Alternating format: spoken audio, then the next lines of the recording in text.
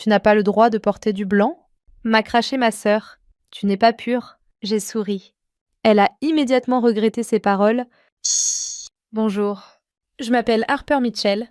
Je suis membre de l'armée américaine depuis 8 ans et j'ai aujourd'hui 29 ans. J'ai guidé des convois dans des zones de conflit. J'ai été pris au dépourvu. J'ai traîné des frères blessés à travers les flammes et la poussière. Mais c'est lors de la répétition du mariage de ma sœur que j'ai failli craquer. Elle t'avait prévenu de ne pas porter de blanc. Tu n'es pas innocente. Après cette révélation, le lendemain matin, j'ai enfilé mon uniforme complet dans la suite nuptiale, plutôt que ma robe en mousseline rose pâle. Que s'est-il passé ensuite ? Des sanglots, un silence, un salut de la part d'un parent. Cela a changé ma vie. Abonnez-vous si vous avez déjà dû vous battre pour le droit d'être vous-même, même au sein de votre propre famille, et laissez un commentaire pour me dire d'où vous regardez avant que je vous raconte ce qui s'est passé ce jour-là. J'ai passé mon enfance à Fairfield, dans le Connecticut, des clôtures blanches, des mères membres de l'association des parents d'élèves et des notes parfaites.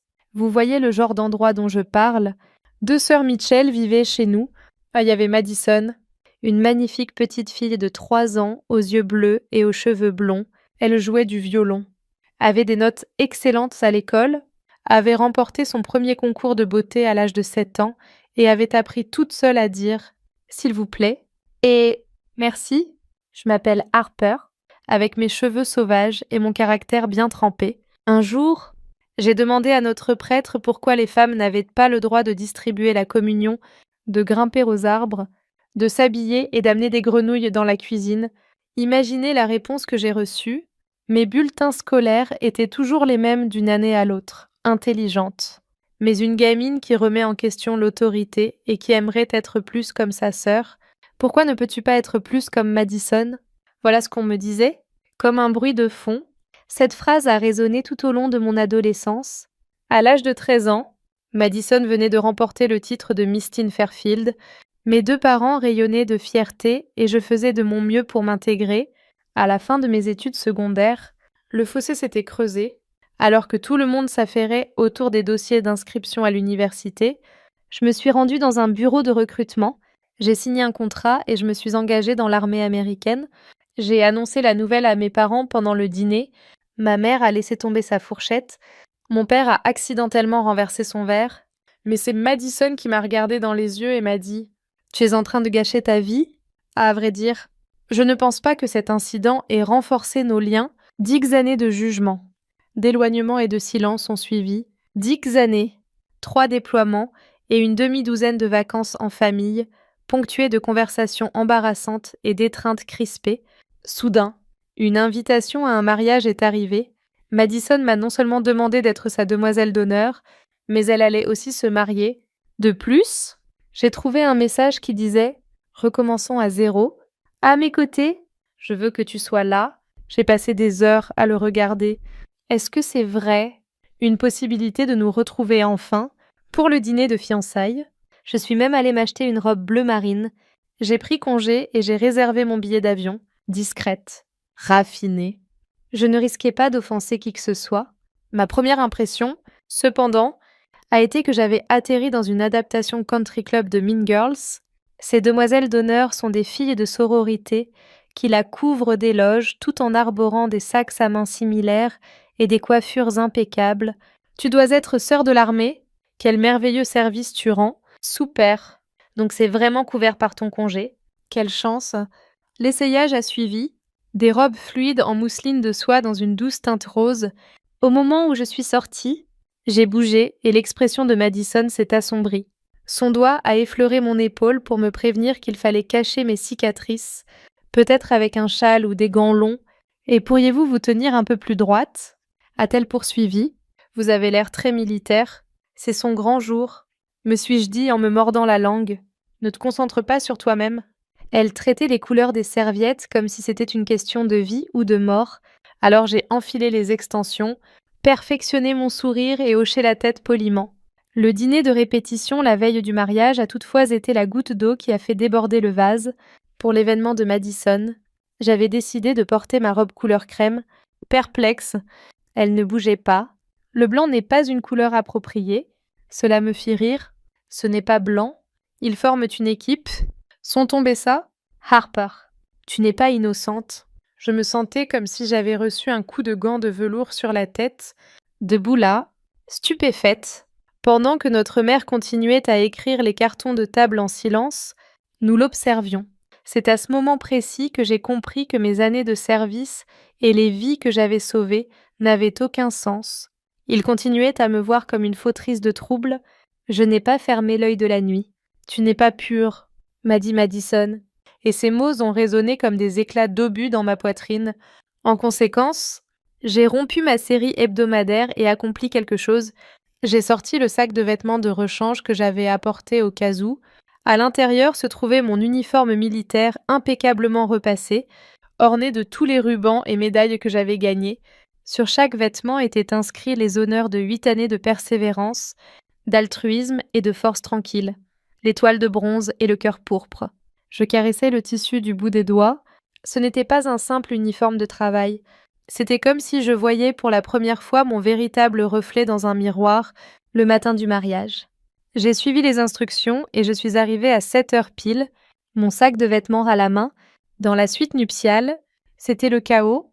Madison rayonnait. « Tu es venue ?» m'a-t-elle dit doucement en me serrant dans ses bras. Pendant qu'un parfait inconnu me transformait en une personne méconnaissable, je me suis assis et j'ai laissé mes cheveux être bouclés. Je me suis faufilée dans les toilettes. J'ai enfilé une robe bleu marine foncée avec des boutons en laiton et une poitrine recouverte de métal. Puis je me suis excusée. Mais quand est venu le moment d'enfiler la robe, ai-je dit, la pièce était aussi silencieuse qu'une fenêtre brisée lorsque j'y suis revenue. 4 demoiselles d'honneur et une seule mariée se tenaient là, le regard fixé. La flûte de champagne de Madison était immobile dans les airs. « Tu n'es pas sérieuse ?» murmura-t-elle. « Je suis au garde à vous », dis-je à voix haute. « Change immédiatement ». Je répondis calmement et fermement que je ne le ferais pas, mal à l'aise. Les demoiselles d'honneur restantes s'agitèrent. Personne d'autre ne parlait, à part Gillian, la sœur de Ryan. C'est son grand jour. Harper agit de manière altruiste. Je ne pus répondre, car la porte s'ouvrit brusquement. Nous avons vu notre mère entrer. Ma présence lui a arraché un cri. « Dis-moi, Harper, que se passe-t-il » Je me suis redressée. Je suis redevenue moi-même. Ensuite, papa est entré dans la pièce, s'est arrêté et a examiné les médailles et les rubans avant de murmurer « Étoile de bronze ». Kandahar.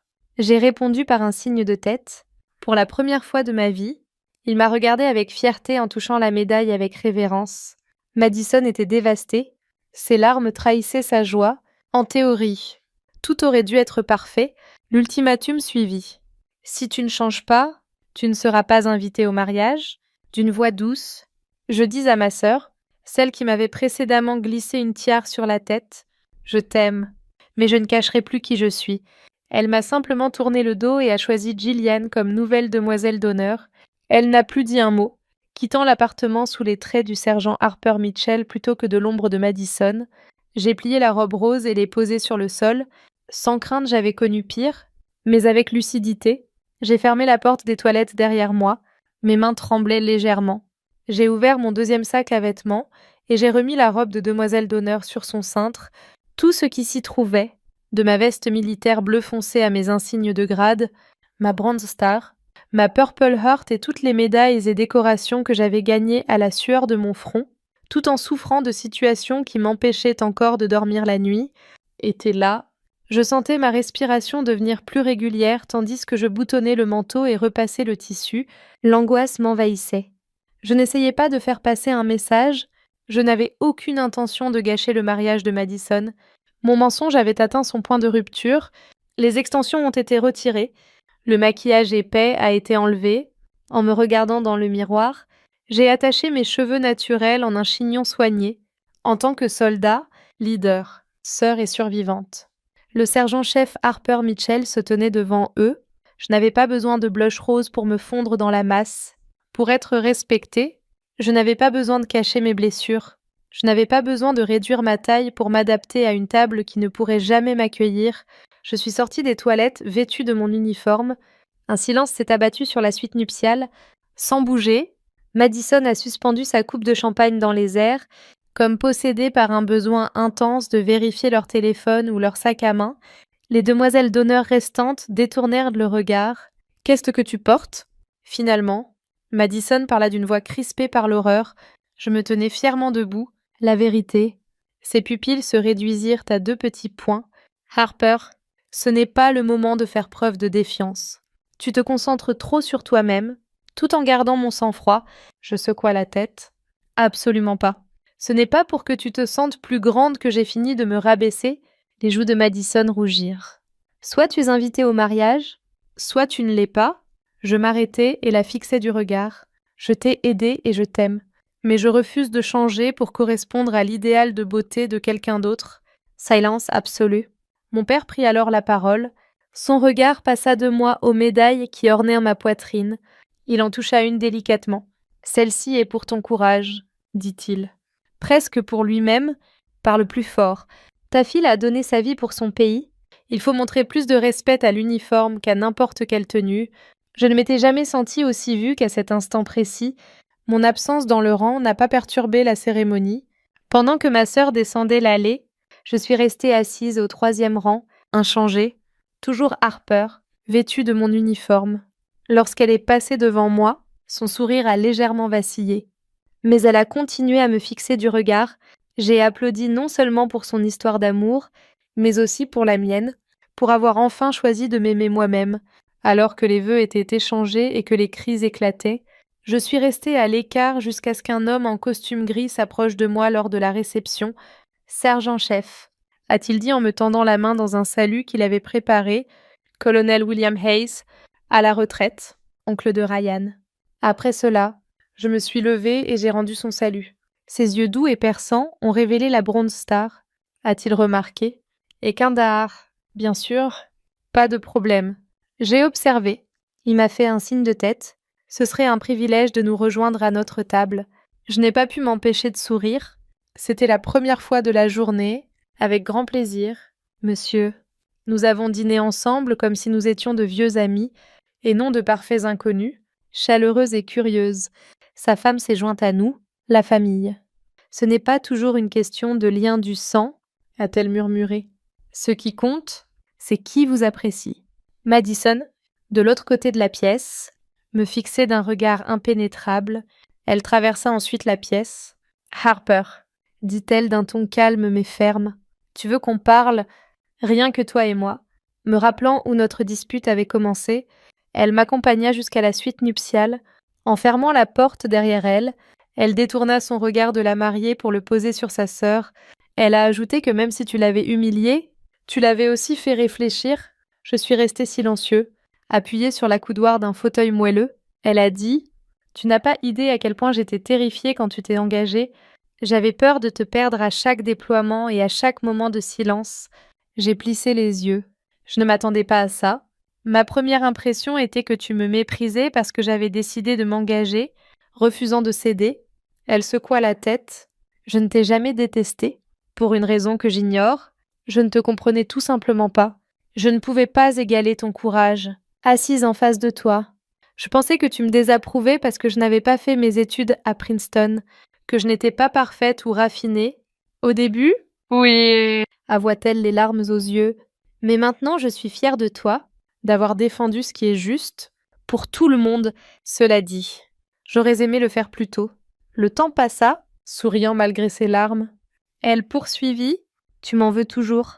Je répondis en souriant largement. « À moins que tu n'insistes pour que je porte à nouveau du rose. » Son rire était sincère et débordant. Mon père s'est levé pour porter un toast lorsque nous sommes retournés dans la salle de bal. Merci à Harper, qui nous a montré que le courage ne se mesure pas en médailles, et à Madison, notre magnifique mariée. Il s'agit d'être fort et résilient face aux critiques, en particulier celles qui viennent de vos proches. Toutes les personnes présentes dans la salle étaient très impressionnées. Je n'ai pas bougé. Je n'avais jamais osé aspirer à une telle acceptation. Avez-vous déjà subi des pressions pour compromettre vos valeurs afin de vous intégrer? N'hésitez pas à partager votre expérience dans la section commentaires. Et comme toujours, n'oubliez pas d'aimer, de partager et de vous abonner pour découvrir d'autres récits authentiques sur le courage, la découverte de soi et l'acceptation des rebondissements de la vie.